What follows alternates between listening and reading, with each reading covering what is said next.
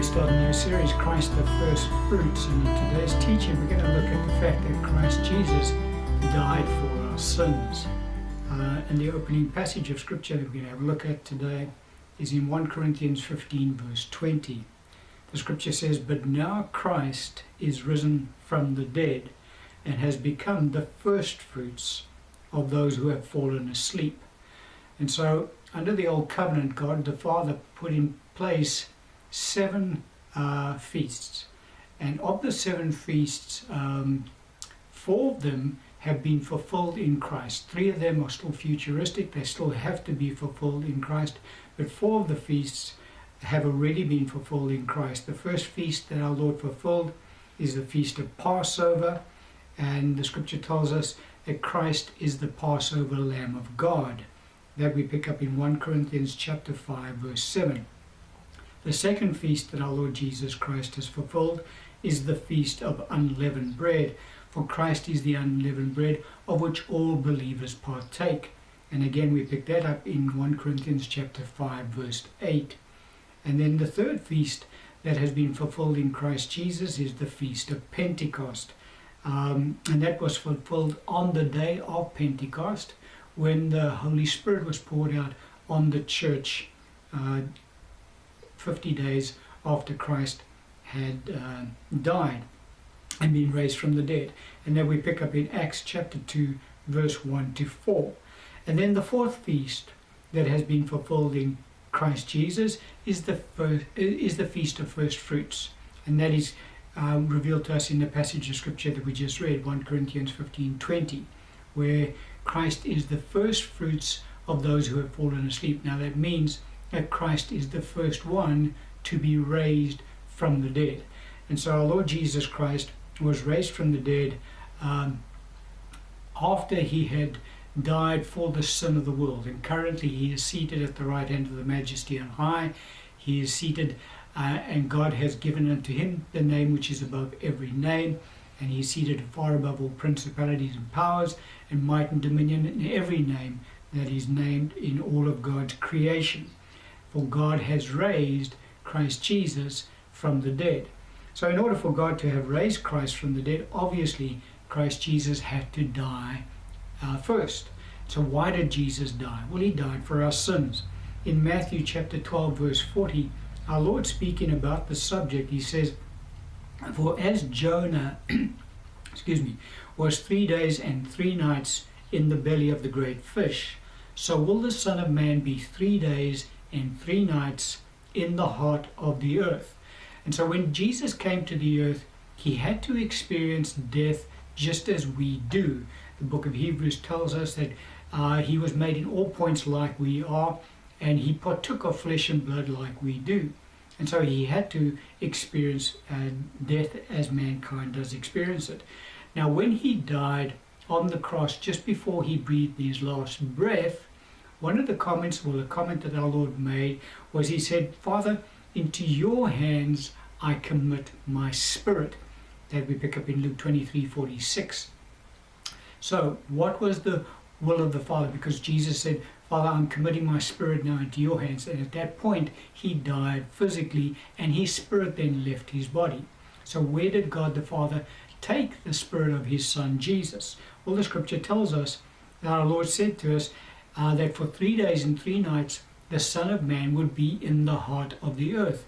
And so God the Father's will for his Son when he died was that his Son would be then taken down into the heart of the earth. Now the heart of the earth is the location of Hades and of hell. Hades and hell are just 2 different names given for the same location.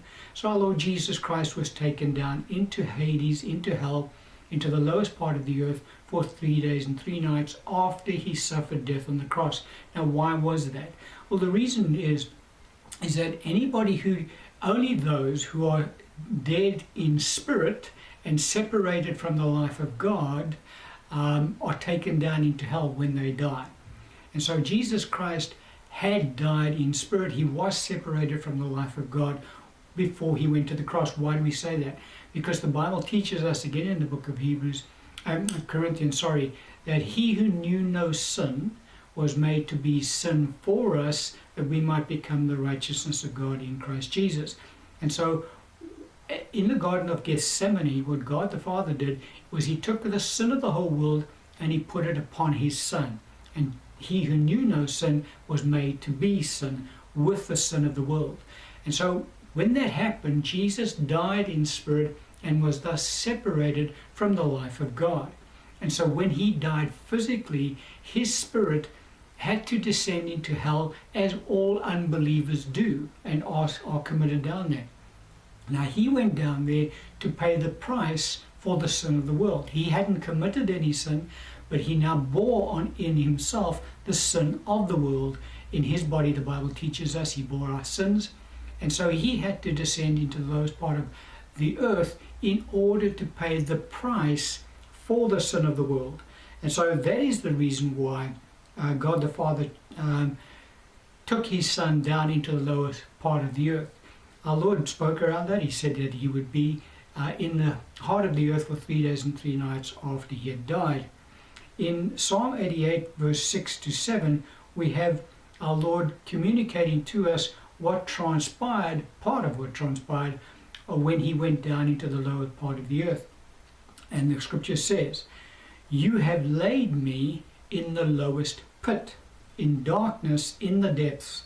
Your wrath lies heavy upon me, and you have afflicted me with all your waves." And so this is Jesus speaking to God the Father, for it was God the Father who had laid his Son in the lowest pit. Why? So that he would suffer the wrath of God for the sin of the world. Because Jesus, when he bore our sin, those sins still had to be paid for. They all of the wrath of God for each one of those sins had to be incurred. And so Jesus had to go down into the heart of the earth, into hell, and pay for the sin, as if the sins of the world, as if he had committed each one of those sins. For each one of those sins had to be accounted for in order for the righteous judgment of God to be met.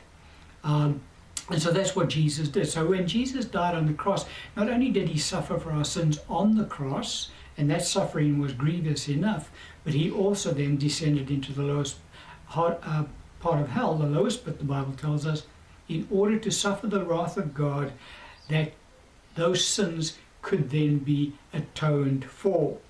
And so when Jesus had paid the price for every one of those sins after 3 days and 3 nights, suffering the wrath of God in the heart of the earth for the sin of the world, at the end of that point in time, God could then do this. And we pick it up in Romans chapter 4, verse 24 and 25. Scripture says, "But also for us it shall be imputed to us who believe in him, who raised up Jesus our Lord from the dead, who was delivered up because of our offenses and was raised because of our justification." And so Jesus Christ was delivered up into the lowest part of Hades, the lowest pit in hell, because of our offenses, the sin of the world. He had to go down there and he had to pay the price for the sin of the world. Once every sin had been accounted for and justice had been met, God the Father could then now raise his Son from the dead, and the Bible teaches us he was raised. Why? Because of our justification. So in other words, every sin had then been paid for, had been accounted for over that 3 days and 3 nights that he was in the heart of the earth. And once that happened, God could now raise his Son from the dead. But very clearly the scripture does teach us that Jesus died for our sins, and when he did, he descended into the lower part of the earth to pay the price for our sins for 3 days and 3 nights.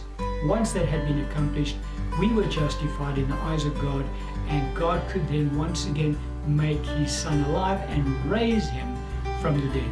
And thus Christ was the first fruits of those who fall asleep in him. In other words, he was the first one to be raised from the dead. We're going to end the teaching on that.